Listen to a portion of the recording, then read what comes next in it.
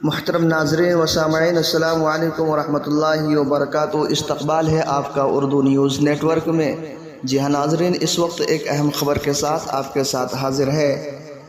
بجلی محکمہ کی لاپرواہی سے دارالعلوم دیوبند میں بڑا حادثہ ہونے سے بچ گیا۔ واضح ہو کہ مسجد رشید کے سامنے جو بجلی کا کھمبا تھا وہ خستہ حال ہونے کی وجہ سے ٹوٹ کر دوسرے کھمبے سے ٹکرا گیا، جس سے بھگدڑ مچ گئی۔ غنیمت رہی کہ جب یہ حادثہ پیش آیا اس وقت طلبہ اور لوگوں کی بڑی تعداد کی وہاں سے آمد و رفت تھی، لیکن غنیمت رہی کہ کوئی بڑا واقعہ رونما نہیں ہوا۔ مسجد رشید کے سامنے کھڑا ہائی ٹینشن لائن کے کھمبے کا نیچے کا حصہ مکمل طور پر گل گیا ہے۔ کئی بار اس کی شکایت کارپوریشن کے افسران سے کی گئی، لیکن اس کو تبدیل نہیں کیا گیا۔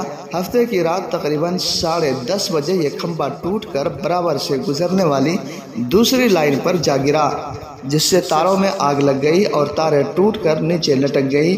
اس سے وہاں بھگدڑ مچ گئی۔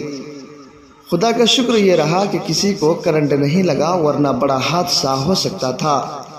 اطلاع پر بجلی سپلائی بند کرائی گئی۔ بعد ازاں موقع پر پہنچے افسران نے خستہ حال کھمبے کو ویلڈنگ کرا کے ٹھیک کیا، جس کے بعد صبح 4 بجے سپلائی شروع ہو سکی۔